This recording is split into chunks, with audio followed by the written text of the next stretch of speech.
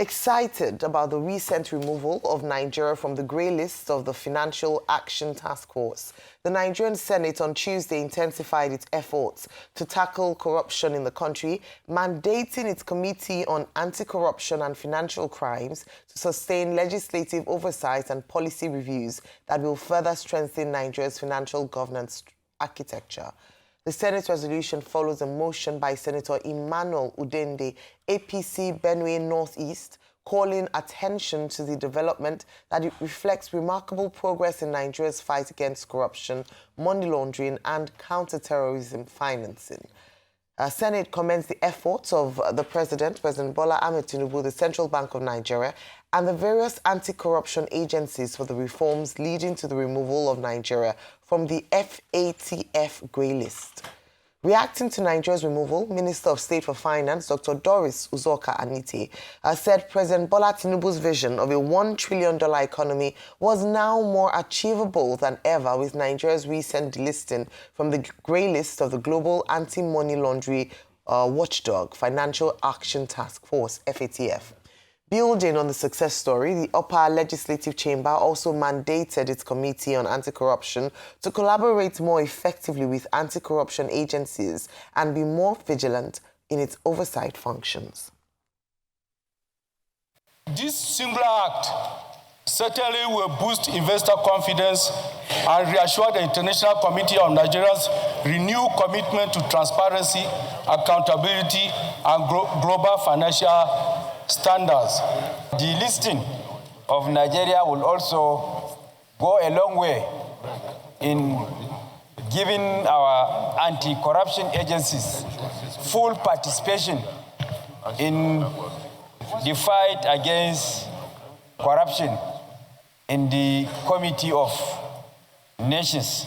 With this delisting today, we are celebrating success. We are celebrating economic prosperity. You want to even buy ordinary property in London with your sweat income. You are being told by lawyers to bring you into the system. You have to answer very many financial questions.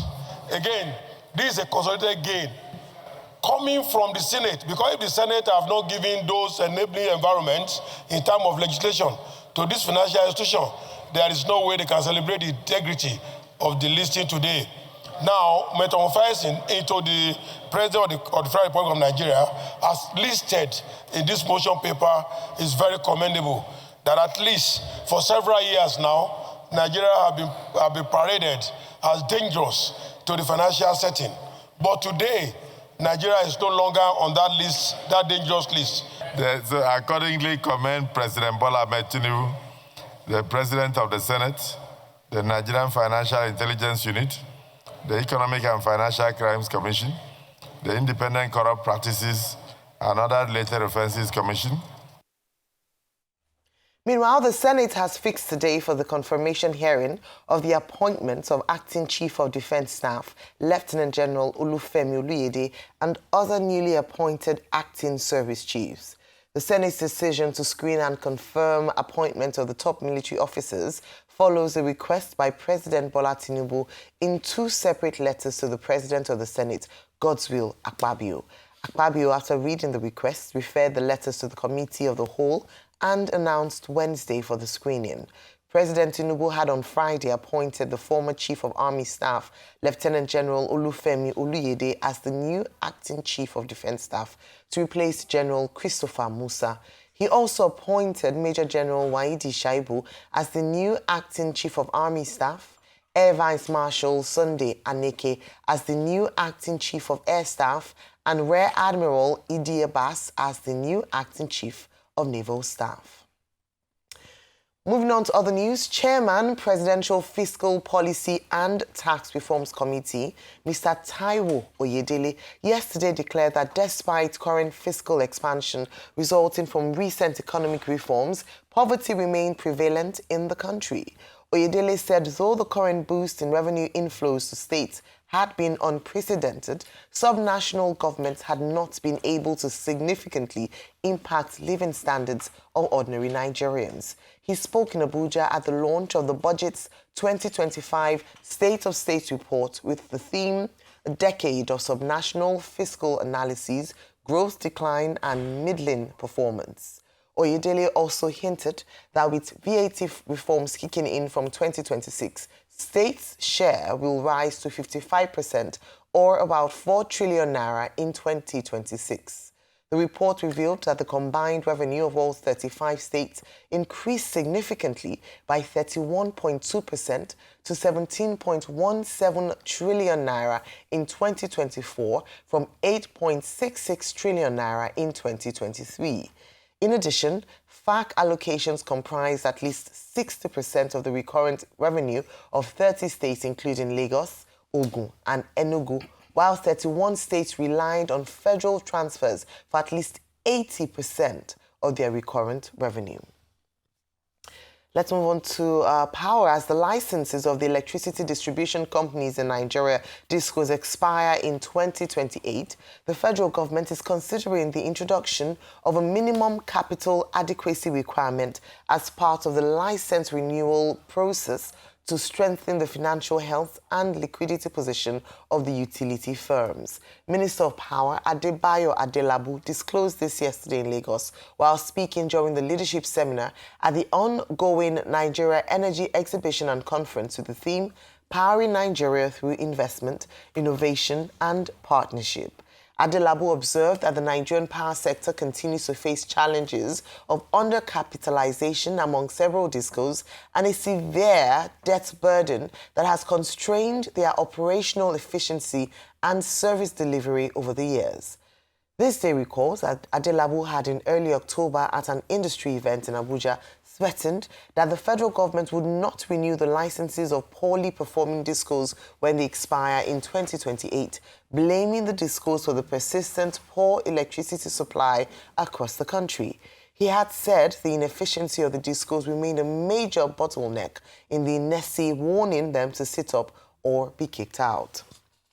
Now let's move on to Anambra, where the National Security Advisor, Nuhu Ribadu, has assured that Anambra State is fully secure for the governorship election scheduled for November 8. Among the measures being put in place include enhanced surveillance, deployment of sufficient security personnel, and improved intelligence gathering to prevent any attempt by disruptive elements or desperate politicians to undermine the electoral process. Ribadu, who was represented, gave the assurance in Abuja during the Interagency Consultative Committee on Election Security on the Anambra governorship election convened by the Independent National Electoral Commission INEC chairman, Professor Joash Amupitan, who warned that any attempt to induce voters before or during the Anambra election would be resisted and curtailed.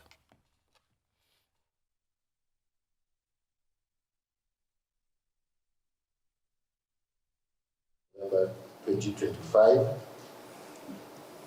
we have put in place robust security measures. These include enhanced surveillance, the deployment of sufficient security personnel, and improved intelligence gathering to prevent any attempt by disruptive elements or desperate politicians to undermine the electoral process. We would like to warn that any attempt to induce voters before or during the Anambra election must be resisted and curtailed. We must join hands to combat the menace of vote buying. Security agents cannot afford to create an environment that allows vote buyers to operate during this election. Together, let us combat vote buying, uphold the values of democracy, and work relentlessly for the credibility of our elections. So we remain committed to supporting INEC to deliver its mandate towards having this credible election in Anambra State. I wish to appeal to the government and the people of Anambra State to see core members as their children and thereby provide necessary security and support to them towards deepening democracy in Anambra. All right, a number of stories to get through this morning, Rufai. State of the States, on one hand, Anambra elections in view. Professor Amupitan speaking, maybe not directly, to voter inducement claims in Anambra State following that Professor Soludo video that's now gone viral, but other stories before us this morning as well, the discos and others. Your take on these stories this morning? So I'm happy that the NSA, National Security Advisor, is saying that they are going to meet anybody that wants to do anything untoward in this Anambra election, fire for fire, which is a good one. But the question I'd like to ask is, why is it that every by-election in Nigeria, we have close to 30,000 security personnel? They say the same thing. But after the elections, we always see a lot of discrepancies as regards security. Today, they are saying over 24,000 personnel, spread over 5,000 polling units. This would be an outlier. But you see, the thing I know so well about Nigeria is that culture will eat strategy for breakfast. And that's why when Professor Josh Amupitan is saying now that anybody that tries to induce voters, they will not take it. When the governor of the state announced inducement of voters by saying that those that win certain wards will be given XYZ amount of money, has INEC directly taken it up with the governor? And that's why I said yesterday, what you do speaks so loud I can't hear what you say. I didn't say that, Ralph Waldo Emerson said that. And that's what I'm seeing with Professor Amupitan. So we are waiting, if Mr. Soludo will really carry out what he said, and the cash will flow as people start to win their unit. And we'll see how many of these vote inducers that they're going to bring to book. We need to look at our election system properly, or else we don't get anywhere. This is your litmus test, Professor. Like I said yesterday, for me, you have started to fail already. Because if you don't nip things in the bud, it's failure in the waiting. And he who fails to plan, plans to fail. If we don't plan to call out people that are talking about voter inducement, then we are planning to fail in arresting the people that induce people with money on election day. My second point this morning is around the state of the state. And good job, budget, and congratulations to the budget team. They've constantly brought out these reports. There were some outliers, like Enugu State, even Anambra State. They showed how well they have done in terms of fiscal discipline. Enugu State, all of a sudden, has become an heaven for raising money. The governor, by a lot of people never gave a chance, is doing so well. From over 30 billion to 37 billion to over 100 billion. He's putting digitization in place. He's now part of the few states in the country that are actually viable, that if they don't get FAC, they should be able to run. But the sad reality is that most states are not viable. About 28 states still need FAC for about 55% of their revenue. And that's why the tax, the man that, Mr. Taiwo Oyedele, the man that worked on the tax bill, is saying that poverty still looms large. And despite the fact that these states are getting a lot of money, yes, their revenue on paper must have increased, but how they deploy that revenue has decreased because we forget that the trillions we are giving them is devalued naira. It's no longer the naira they had access to years ago. And the cost of doing things have tripled in that naira terms. Because it's also been occasioned by a high level of inflation. So while we are trying to push it to the governors, they are getting a lot of money. Can that money actually get a lot done? No. Ask governors. I've had a chance to talk to some governors. Ask them the cost at which they do road before and the cost at which they are doing the roads now. But that does not say most of them should not work. Because if Enugu can do it, and Enugu can create a miracle, the Enugu miracle, what are the other states they're doing that have that level and that potential? So this state of the taste is for us to be able to look inward and look deeply. And as with all the reports coming out, yes, we are off the gray list now.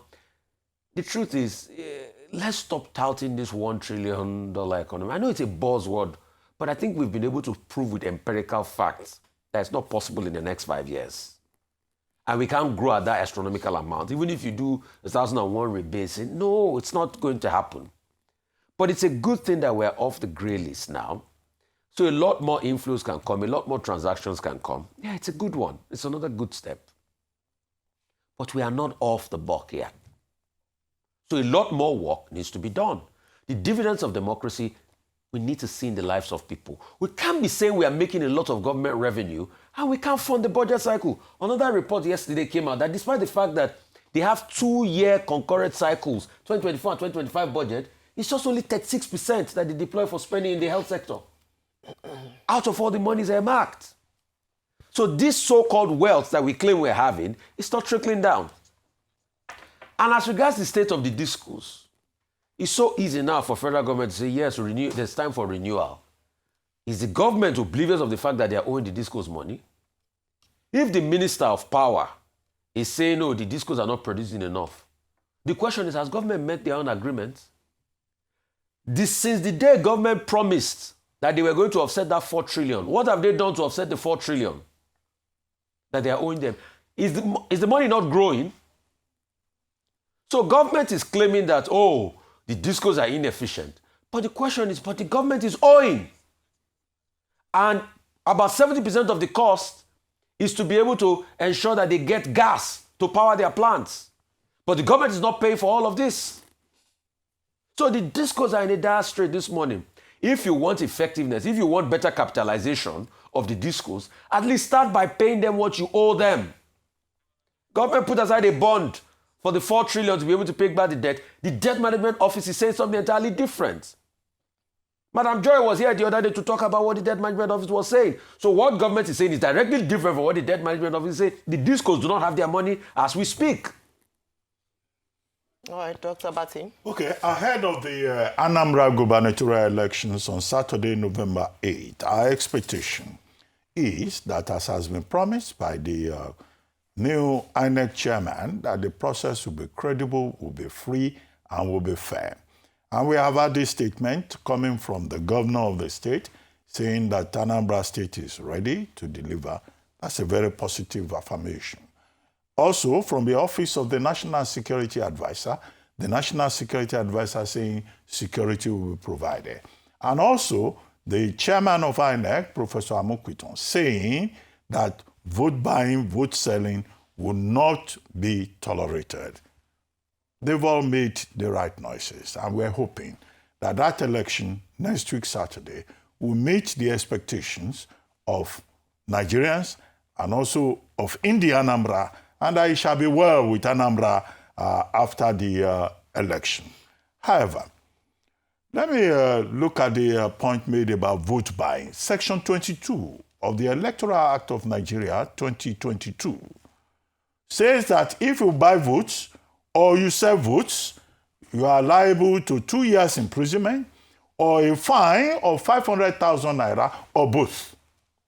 We have had similar cases in the past, and INEC is given the powers to prosecute electoral offenders.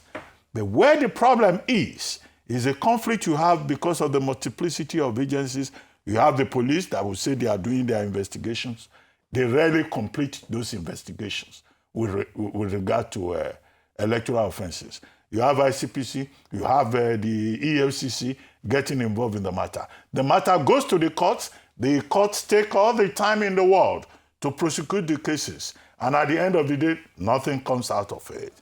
Which is the basis why Professor Yakubu Mahmood, who was INEC chairman before now, and also the present INEC chairman, are saying that we need a dedicated electoral offenses commission that can deal with electoral offenses expeditiously. That bill was tabled in 2022. By May 2025, it has passed second reading. As part of the process of electoral reform, we must further empower INEC to be in the forefront of prosecuting electoral offenders. If electoral offenders, attached as they are to powerful politicians, do not have any strong deterrence, they will continue to get away with it. And Section 22 of the Electoral Act of 2022, which we say we need to reform, will remain, ineffectual, to use a more correct phrase. Now, as for Minister of Power, Adelabu, Minister of Power was speaking yesterday at an energy conference. And two things that he said. He says Nigeria has capacity to generate electricity up to, did he say 19 gigawatts, which is more than megawatts and all of that. But we cannot do that. And then he says that government is going to set a minimum capital adequacy, threshold for the electricity discourse. And three, that any company that does not meet that threshold would have to be kicked out. Now, this is not the first time that Minister of Power will be threatening the discourse. He says the discourse are the problem children within the value chain. But he's wrong on that score. Let's start with that.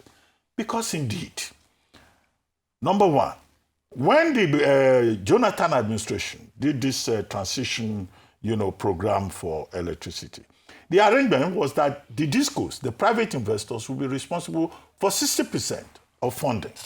Government will be responsible for 40% of the funding in what is more or less a joint venture partnership. But the federal government of Nigeria has always failed to meet up to its own expectations, creating a situation, therefore, since 1960, whereby what we do in the electricity sector is trial and error, with far-reaching consequences, severe consequences for manufacturing sector, for ordinary Nigerians. In some other countries, Doha has a population of about 3 million plus. The actual people of Doha, what you call indigenous, there are 300,000 people. The rest of the population is made up by outsiders. They have electricity 24 hours in Doha. Nigeria is also an oil-producing company. We can't manage gas. We can't manage any resource. So the finger that Adelabu is pointing to discourse, the remaining fingers are pointing to government in terms of its trial and error approach.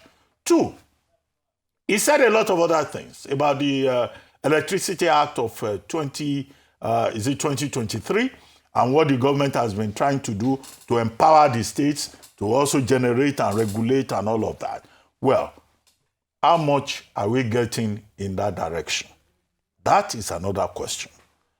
He talked about, discourse, but the problem is with the value chain. How about the transmission companies? How about the generation companies?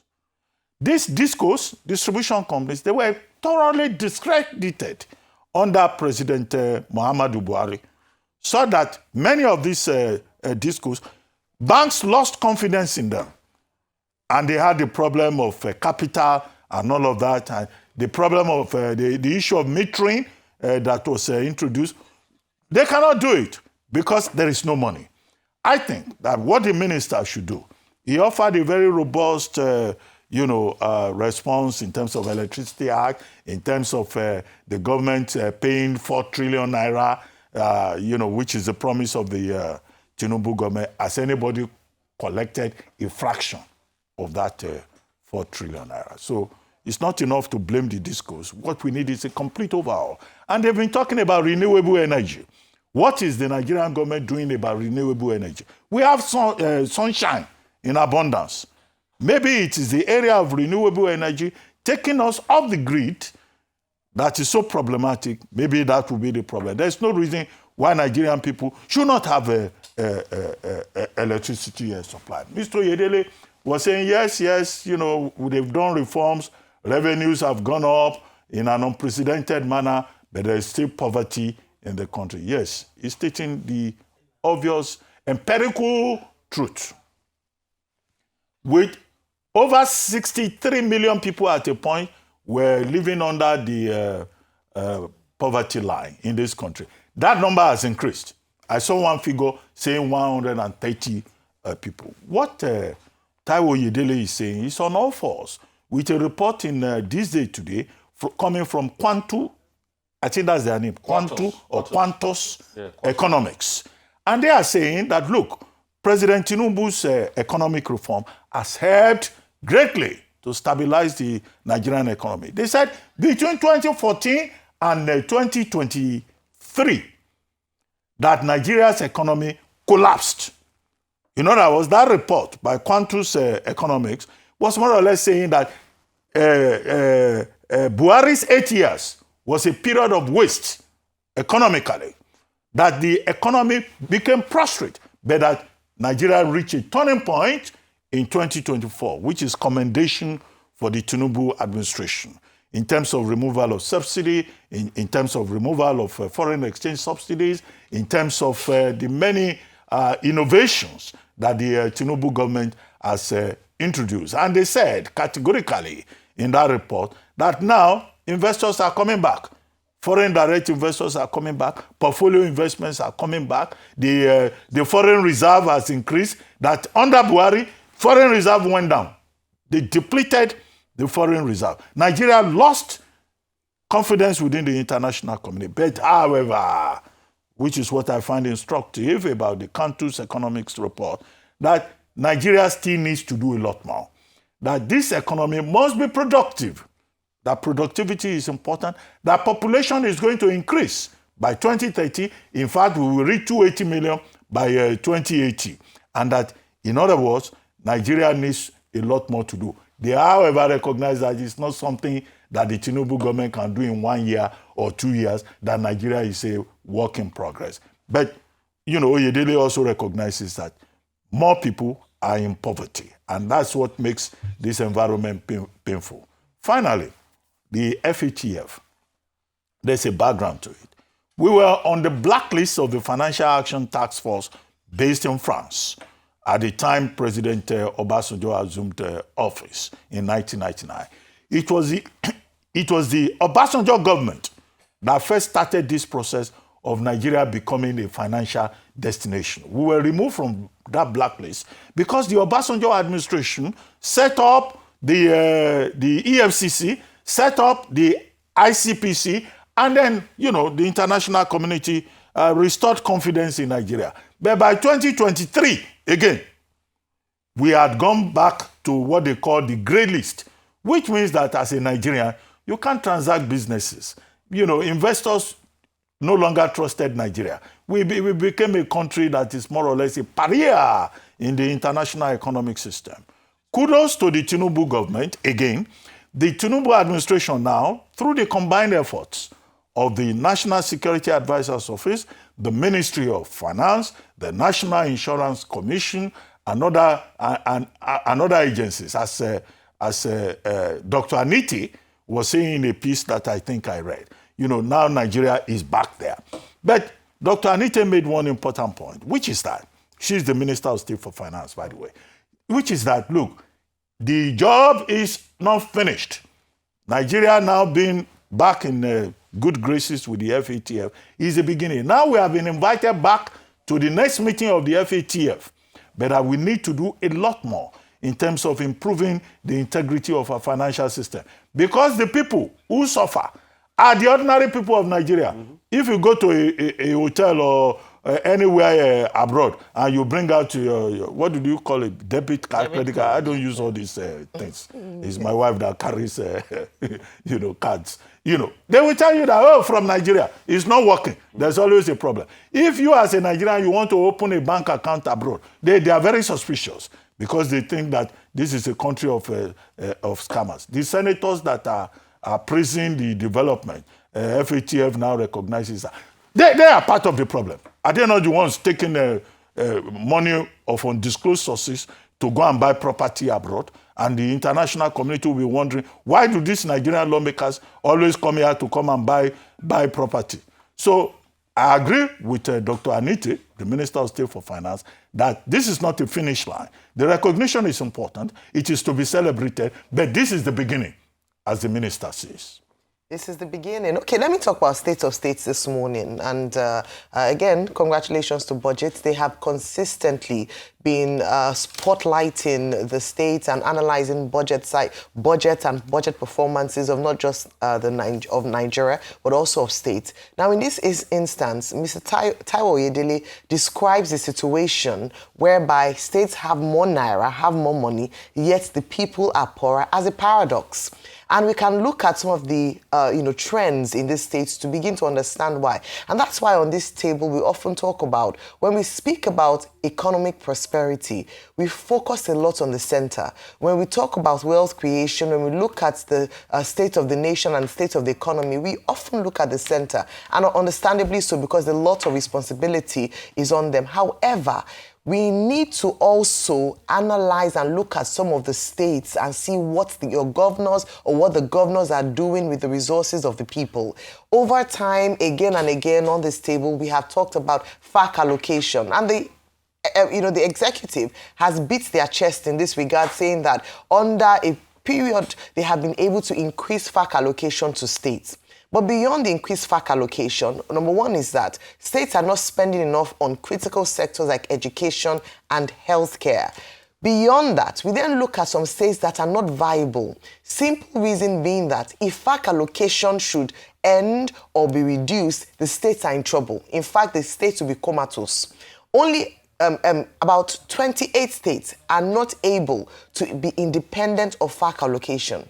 Whenever we have election cycles coming and we get the opportunity to interview prospective candidates, one of the major questions we ask them is, how are you going to increase your internally generated revenue? And they come with all manner of plans and promises and talk about how they're going to do X, Y, and Z to make their states more prosperous. But what we then see down the line is that a number of these governors are not creative when it comes to generating revenue. And so we need to probe this very carefully and not just allow them to get away with just receiving money from the center, cap in hand, and not being able to create. A number of times, it's not because the states are incapable of generating revenue, it is just a dereliction of duty by the leadership, and that is the governor of the state. So let me just look at some of the states that have said to have come up tops. We have Lagos State, Enugu State, Anambra State, Kwara State, and Abia State. A case study, a curious case, or an interesting case is the case of Enugu State that is said to have increased its revenue base in the time under review by 381%. In fact, in the first year in office in 2023, the governor, Governor Peter Anambra, had increased, he met 30 billion naira, had increased it from 30 billion naira to 37 billion naira. Beyond that, as at now, IGR is 180.05 billion naira. We need to look at these cases to understand what worked. We have talked about the fact that state governors always say that, they don't have enough resources, there's not a lot in their hands. But when we see a success story, then we can understand that it is possible. So we can hear the story around, the devaluation of the naira, or things are not working, but other states are doing it. As parents would ask their children, do they have two heads? One of the things that they've said is responsible for this increase is employment of technology.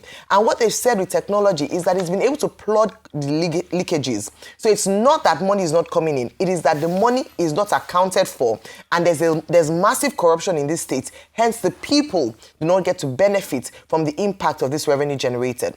The other part is to widen the tax net. And we often talked about this. It's not that people are not, that we don't have enough tax to be generated in states. It's that a lot of people are outside the tax net and not able to pay and not captured in the tax net. And so what we're asking is that why can't the other states emulate? A curious case that is in the bottom 5. Other states that we have, Yobe, Benue states, for obvious reasons, they've had security challenges in the last few months. However, Imo State, why is Imo not productive? Is the question we need to be asking. This is a 2-time governor in office. Why is Imo State bottom 5? Another curious state is Rivers State. Rivers State antecedently has featured prominently in the top 5 states that are independent. Unfortunately, as a result of the state of emergency that was called and the lack of accountability by Rear Admiral Ibas, they've not been accounted for in this particular cycle. This is the issue that happens with politics, and when a state is not properly governed, the people suffer. And so the big question should be asking the state governors, with the FAC allocations that come to them, why have they not been able to bring prosperity to the people that they govern, aside from a few stars Anambra State? And then also, why are the governors not innovative enough to actually be able to attract revenue to their state? The focus should be on states and now local governments who now have autonomy. Very quickly on Anambra State, it's great that Professor Amupitan has come and it's come out to denounce and to say that they will not stand for voter inducement. But a clear case happened in Anambra State, and I thought it was a fine chance for him to finally speak to the issue instead of speaking broadly about the matter. There are obvious cases that we present even here on TV. If we must have a deterrent to this, there must be consequences to these actions that have happened. And finally, on the service chiefs that will appear before Senate screening, we will be watching today. We hope that the Senate will ask them critical questions around this talk around Christian genocide in the Middle Belt and what they plan to do about this. The strategies for pushing back terrorism in the Northeast, which, despite successive efforts, has not been able to be fully successful. These are some of the questions that I'm hoping that the Senate would really drill the service chiefs so that Nigerians can understand and see perhaps the prospect of better security architecture for the nation.